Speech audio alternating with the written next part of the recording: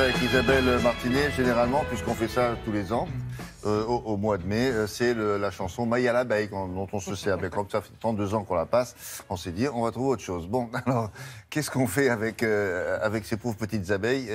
On les fait venir dans notre jardin, on les invite? C'est ça, on les adopte. Bon, évidemment, ce n'est pas un cochon d'Inde, il faut prendre des précautions, il faut avoir quand même un grand terrain, oui. Il faut éloigner la ruche de la maison le plus possible, oui. Et éviter que les enfants n'aillent jouer autour de la ruche, car même s'il s'agit d'abeilles non agressives, c'est une catégorie plutôt sympa et calme, ce sont quand même des abeilles, donc attention. Oui, il faut leur fiche la paix, quoi. Exactement. Ceci étant dit, c'est une bonne idée. Pourquoi? Parce qu'aujourd'hui, on a quand même un taux de mortalité des abeilles qui est passé de 5% en 1995 à 30% aujourd'hui. Et on en a besoin des abeilles. On sait pourquoi elles meurent, toutes ces petites abeilles? Généralement à cause des pesticides. Or, dans les jardins des particuliers, je ne parle pas des potagers, mais de votre jardin, quoi, ou votre pelouse, vos hortensias, voyez, bon, il n'y a pas de pesticides.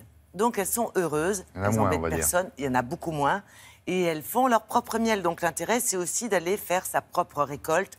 Oh, c'est pas non plus, il y a de quoi nourrir une famille, c'est-à-dire c'est quelques pots la première année, et durant les années précédentes, de 10 à 20 kilos. Seulement, l'idée étant sympathique, comment on fait? Parce que c'est un métier d'être apiculteur, on ne s'aventure pas comme ça. Non, mais le but du jeu, c'est pas de devenir apiculteur. C'est de faire en sorte de sauver l'espèce. Parce qu'elle pollinise les fleurs, etc. Exactement. Donc de contribuer à cette sauvegarde, en sachant qu'il n'y a pas grand-chose à faire et que toutes les précautions, on vous les donne. Donc cette entreprise vous propose une ruche prête à l'emploi. Qu'est-ce que ça veut dire? Que vous avez déjà à l'intérieur un essaim avec 10 000 bestioles et une reine.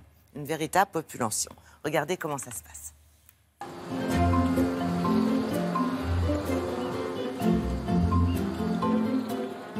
Sur un site comme celui-ci, on produit à peu près 150 ruches par an. Les ruches, une fois qu'elles sortent de l'atelier de fabrication en France, bien évidemment, elles sont en pin, en bois de pin massif. Elles arrivent chez notre apiculteur qui va les ouvrir, les réceptionner et installer à l'intérieur l'essaim, donc 10 000 abeilles réparties sur 8 cadres, avant de refermer la ruche et de la préparer finalement avant l'expédition. Donc le client, une fois qu'il a réceptionné sa ruche, il met sa combinaison pour pouvoir manipuler la ruche en toute sécurité. Il va positionner la ruche avec l'entrée orientée à l'est de préférence, enlever la planche d'envol qui permettra du coup aux abeilles d'aller butiner aux alentours. Là, on va regarder un peu comment vont les abeilles. On a toujours un enfumoir avec soi pour prévenir les abeilles avant de manipuler la ruche. Quel entretien ça demande? Alors ça demande peu d'entretien, pas plus de 4 visites annuelles à peu près. Et surtout, on s'équipe toujours de la combinaison avant d'aller au contact de la ruche. On ouvre délicatement le toit de la ruche et nos abeilles sont là réparties sur les 8 cadres. Elles sont assez calmes, c'est des abeilles qui ont été sélectionnées pour leur caractère. Elles sont à la fois douces et productives. C'est important quand on démarre dans l'apiculture d'avoir des abeilles qui aient un bon caractère.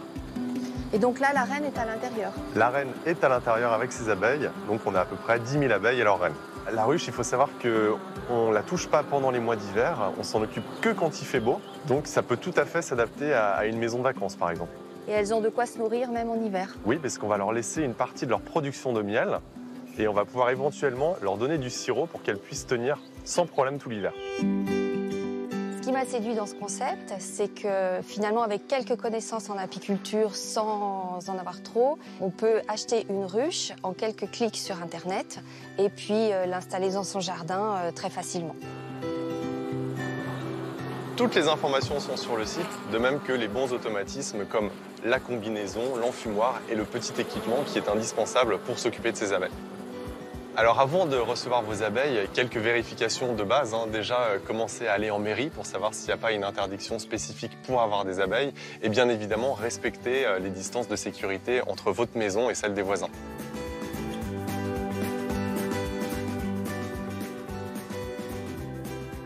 Elles ont de quoi bosser, là. Il faut qu'elles aient des fleurs, il faut qu'il y ait une végétation. Elles ont un rayon de plus de 2 km, donc généralement ça se passe plutôt bien. Leur rayon d'action, c'est ça? Leur rayon d'action, c'est 2 km, et puis il y a toujours des petites fleurs dans la nature.